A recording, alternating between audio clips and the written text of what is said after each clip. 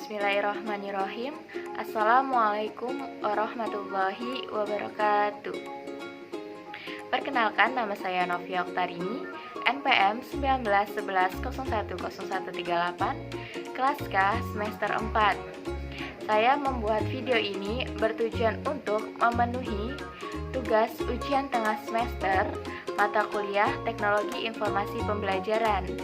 Dosen pengampu Miss Era Oktaviana MPD. Di sini saya akan menjelaskan tentang bab 5 pembelajaran melalui media televisi atau video dengan subbab yang pertama adalah pengertian televisi, yang kedua fungsi televisi, dan yang ketiga adalah media televisi sebagai sarana pembelajaran.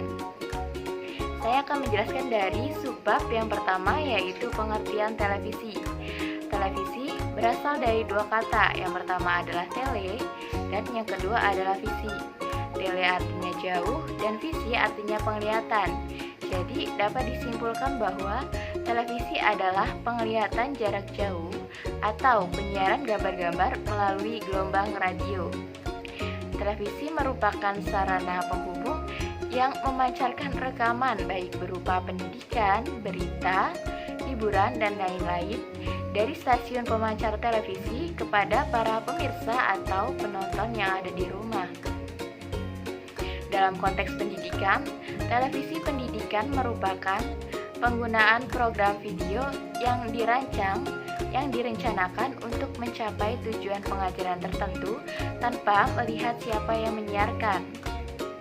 Ciri televisi sebagai komunikasi massa antara lain yang pertama, komunikasinya bersifat satu arah. Jadi, tidak ada feedback dari komunikan kepada komunikator. Dengan kata lain, wartawan sebagai komunikator tidak dapat mengetahui tanggapan para pembaca terhadap pesan atau berita yang disiarkan. Yang kedua, komunikatornya itu melembaga. Jadi contoh komunikator pada komunikasi massa itu adalah wartawan surat kabar ataupun penyiar televisi. Nah, mereka itu adalah bagian dari suatu lembaga dan dalam menyebarluaskan pesan informasinya mereka bertindak atas nama lembaga dan mereka tidak mempunyai kebebasan individual. Ketiga, pesannya bersifat umum. Jadi pesan yang disampaikan oleh media televisi itu bersifat umum. Kenapa? Karena ditujukan untuk umum dan mengenai kepentingan umum. Yang keempat, sasarannya menimbulkan keserempakan. Jadi, apa yang disiarkan dalam media televisi itu dapat ditayangkan di tempat-tempat yang berbeda-beda dalam waktu yang bersamaan dan secara serempak ditonton oleh ribuan orang. Yang kelima, komunikasinya bersifat heterogen atau beraneka ragam. Jadi, yang dimaksud heterogen di sini adalah bahwa komunikan atau penerima pesan itu berada di mana-mana dan terpencar-pencar, di mana mereka satu sama lain tidak saling mengenal dan mengetahui kontak pribadi.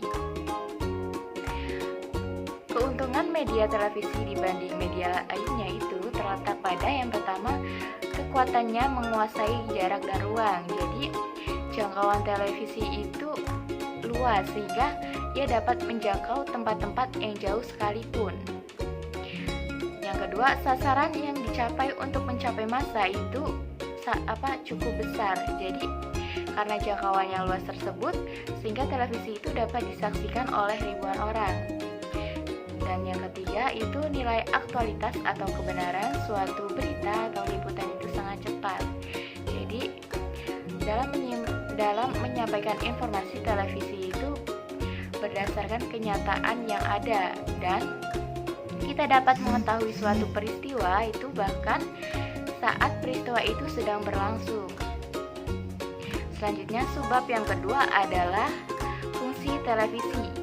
Menurut Effendi, seperti halnya media massa lainnya, televisi mempunyai 3 fungsi pokok. Yang pertama adalah fungsi penerangan, yang kedua fungsi pendidikan, dan yang ketiga itu adalah fungsi hiburan. Yang pertama adalah fungsi penerangan, bahwa televisi mendapat perhatian yang besar di kalangan masyarakat karena televisi dianggap sebagai media yang yang dapat menyampaikan informasi dengan sangat memuaskan. Hal ini didukung oleh dua faktor. Yang pertama adalah fungsi kesegaran dan yang kedua adalah fungsi kenyataan. Fungsi kesegaran yang dimaksud adalah bahwa peristiwa-peristiwa yang ditayangkan oleh media televisi itu dapat didengar dan dilihat oleh para penontonnya pada saat peristiwa itu sedang berlangsung. Sedangkan fungsi kenyataan yang dimaksud adalah bahwa televisi itu dalam menyampaikan informasinya itu dalam bentuk audio dan visual dengan perantara mikrofon dan kamera sesuai dengan kenyataan yang ada. Fungsi yang kedua itu adalah fungsi pendidikan. Sebagai media massa, televisi merupakan sarana yang ampuh untuk menyiarkan program-program pendidikan kepada halayak yang jumlahnya banyak. Ini sesuai dengan makna pendidikan itu sendiri, yaitu meningkatkan pengetahuan dan penalaran masyarakat. Pemerintah sendiri melalui Kemendiknas dan Pustekom telah menyiarkan TV edukasi atau TVA yang selalu menyiarkan program-program pendidikan dan pembelajaran seperti program pengayaan mata pelajaran untuk menghadapi UN, mata kuliah di UT dan PJJ seperti mata kuliah pengembangan kurikulum, pembelajaran terpadu, dan lain-lain. Fungsi yang ketiga adalah fungsi hiburan. Sebagai media yang melayani kepentingan masyarakat luas, fungsi hiburan yang melekat pada televisi itu rupanya lebih mendominasi dibanding dengan fungsi-fungsi yang lain. Jadi, fungsi hiburan ini lebih banyak menarik perhatian masyarakat dibanding dengan fungsi penerangan dan fungsi pendidikan. Karena fungsi hiburan ini sangat penting sebagai salah satu kebutuhan manusia dalam mengisi waktu luang ketika sedang tidak beraktivitas di luar ruangan. Subbab yang ketiga adalah media televisi sebagai sarana pembelajaran. Perkembangan dunia informasi telah menghasilkan beberapa inovasi-inovasi yang menakjubkan.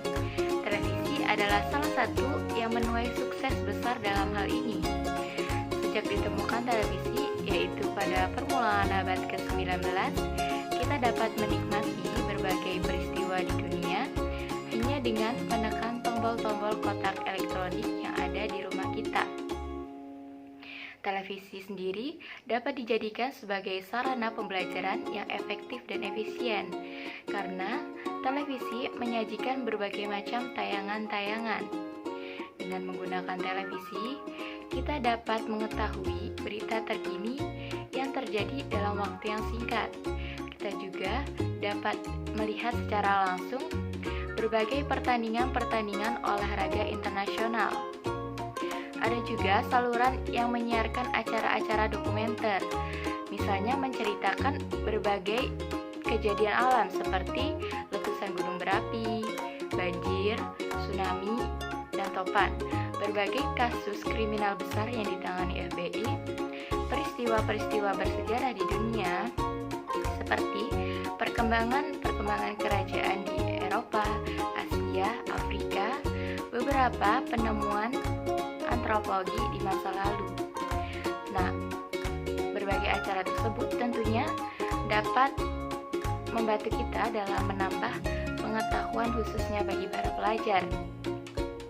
Dan program-program tersebut dapat dijadikan alternatif sarana pembelajaran selain belajar formal di kelas, dengan berbagai macam textbook yang terkadang itu membuat kita bosan.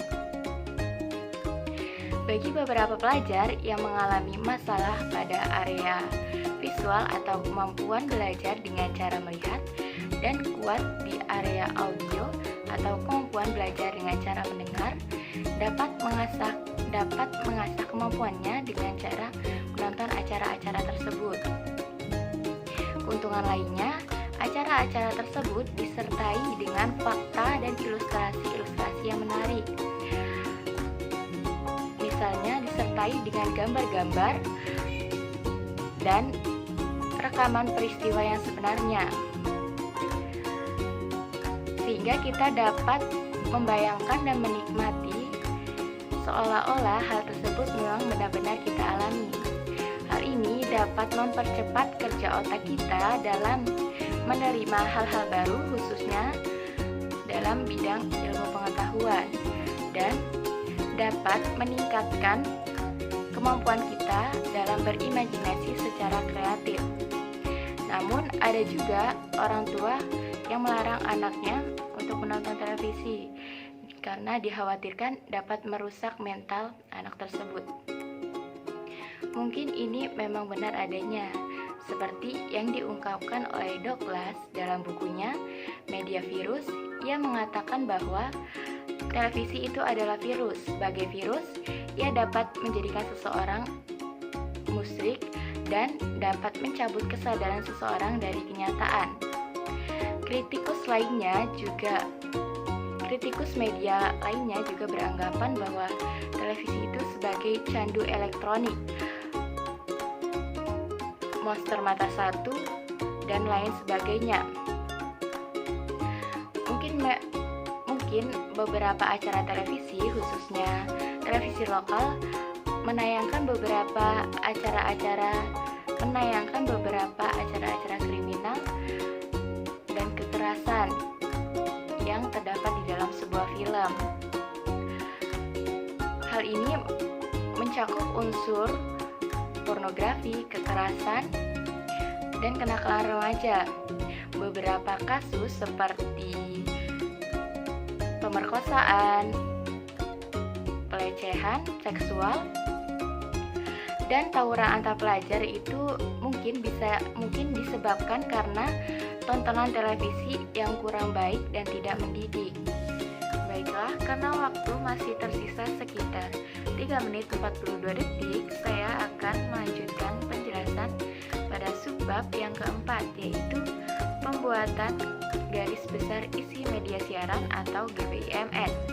GBIMS merupakan petunjuk yang dijadikan pedoman atau acuan bagi para penulis naskah di dalam pembuatan naskah program media. Untuk program media, GBIMS disusun setelah dilakukan telaah topik yang akan dibuat program, karena tidak semua topik yang ada di dalam silabus cocok untuk dibuat media tertentu. GBIMS juga dapat digunakan untuk memprediksi atau antisipasi durasi program. Pengembangan GBIMS dan jabaran materi merupakan kegiatan yang di dalamnya itu berisi analisis topik program, judul program, sasaran, tujuan pembelajaran atau kompetensi, materi pokok, dan pustaka. Topik program merupakan salah satu bagian dari pokok bahasan, dan satu pokok bahasan biasanya terdiri dari beberapa topik. Judul program. Setelah topik ditelaah dan dipilih, kemudian ditentukan judul program. Judul diharapkan semenarik mungkin dan tidak menyeleweng dari materi yang ada di dalamnya. Sasaran merupakan mereka yang dijadikan target dari program yang disiarkan. Tujuan pembelajaran atau kompetensi merupakan tujuan yang hendak dicapai dari kegiatan pembelajaran. Tujuan juga menjadi dasar untuk menentukan tingkat keberhasilan dalam kegiatan pembelajaran dan menjadi landasan untuk menentukan materi pelajaran, strategi pelajaran, media pelajaran, dan evaluasi pembelajaran. Materi pokok berisi materi-materi yang akan disiarkan dalam program yang akan dibuat. Dan yang terakhir pustaka berisi sumber-sumber rujukan yang dipergunakan. Selanjutnya subbab yang kelima, yaitu pembuatan naskah media televisi atau video. Pengertian naskah media. Secara umum, naskah dalam perencanaan program media diartikan sebagai pedoman tertulis yang berisi informasi dalam bentuk audio, grafis, dan visual sebagai acuan dalam pembuatan media tertentu sesuai dengan tujuan dan kompetensi tersebut.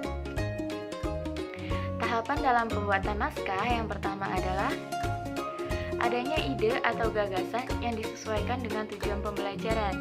Yang kedua, pengumpulan data dan informasi. Yang ketiga, penulisan sinopsis dan treatment. Treatment merupakan pengembangan dari sinopsis. Yang keempat, penulisan naskah. Yang kelima, pengkajian naskah atau review naskah, dan yang terakhir adalah revisi naskah sampai naskah siap untuk diproduksi. Pengertian media video. Media video adalah media yang menyajikan informasi dalam bentuk suara dan visual. Unsur suara yang ada di dalamnya itu berupa narasi, dialog, sound effect, dan musik. Sedangkan unsur visual yang ada di dalamnya itu berupa gambar atau foto diam, gambar atau foto bergerak, animasi, dan teks. Hal-hal yang harus diperhatikan dalam pembuatan media video antara lain yang pertama adalah format naskah, yang kedua itu adalah syuting skrip atau skenario, 3 petunjuk pengambilan gambar, yang 4 gerakan kamera, dan yang kelima atau yang terakhir itu adalah efek visual dasar atau transition device. Nah, mungkin cukup sekian yang bisa saya sampaikan. Apabila ada kesalahan dan kekurangan, saya mohon maaf, dan kepada Allah saya mohon ampun. Semoga video ini dapat bermanfaat bagi teman-teman yang menyaksikan. Sekian, wassalamualaikum warahmatullahi wabarakatuh.